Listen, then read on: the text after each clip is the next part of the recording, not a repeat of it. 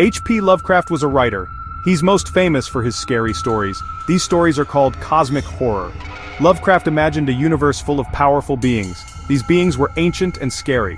They didn't care about humans at all. Imagine a tiny ant. Now imagine a giant foot about to step on it. That's how insignificant Lovecraft thought humans were compared to these creatures.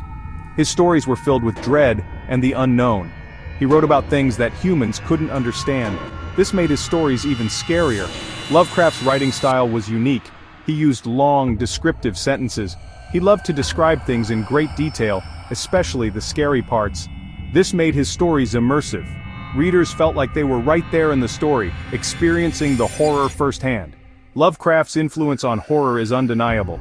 He created a whole new way of looking at fear. He showed us that the scariest things are often the things we can't explain. His ideas continue to inspire writers, filmmakers, and artists today.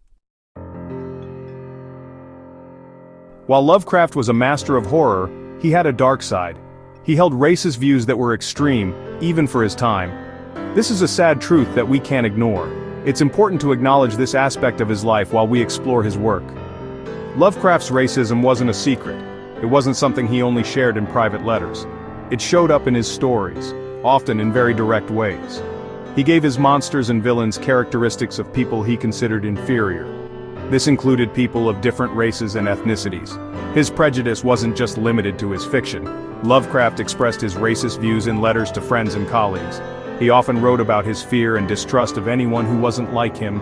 This included immigrants and people of color. It's impossible to separate Lovecraft's art from his hateful beliefs. They are intertwined, and we must grapple with both. We can appreciate his contributions to literature while condemning his racism. In his stories, Lovecraft often described people of color using dehumanizing language. For example, in his novella The Shadow over Innsmouth, he describes the inhabitants as having squamous and batrachian features, comparing them to fish and amphibians. These descriptions were clearly intended to make them seem less human and more monstrous. His private letters reveal even more blatant racism. In one letter he wrote, "The colored races are biologically inferior." Such statements are shocking in their bluntness and demonstrate the depth of his prejudice. These examples are just the tip of the iceberg.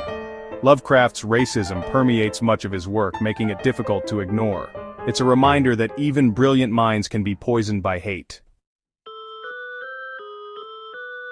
Lovecraft's racism casts a long shadow over his legacy. It's impossible to fully embrace his work without acknowledging the harm caused by his prejudice. His stories, while imaginative and terrifying, are often tainted by bigotry. Some argue that we should separate the art from the artist. They believe we can appreciate Lovecraft's stories without endorsing his views. However, this is a difficult argument to make. Lovecraft's racism is so deeply ingrained in his work that it's impossible to ignore. Others believe that we should stop reading and celebrating Lovecraft altogether.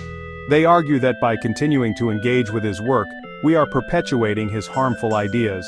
This is a valid perspective, and the decision of whether or not to read Lovecraft is a personal one. There's no easy answer to this dilemma. We must grapple with the complexity of Lovecraft's legacy, acknowledging both his brilliance and his bigotry. H.P. Lovecraft's racism was extreme, even by the standards of his time. In an era where racist views were common, Lovecraft's beliefs stood out as particularly virulent. His contemporaries, who themselves held prejudiced views, often found his racism to be excessive. This irony highlights the depth of Lovecraft's bigotry.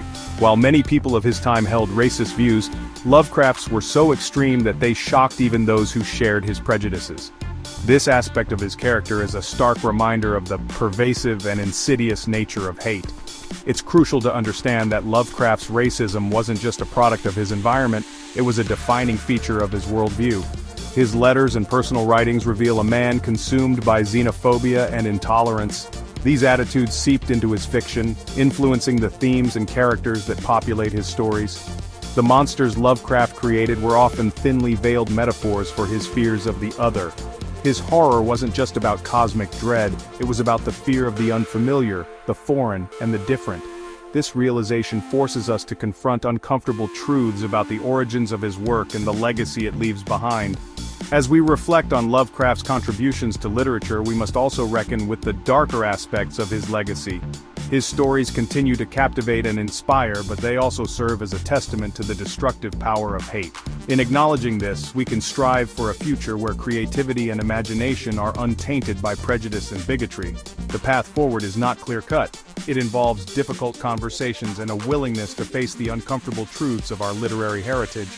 But in doing so, we honor the complexity of human creativity and the enduring struggle for a more inclusive and compassionate world. Ultimately, the legacy of H.P. Lovecraft is a reminder that art and the artist are inextricably linked. By examining both the brilliance and the bigotry, we can better understand the full spectrum of his impact and what it means for future generations of readers and writers.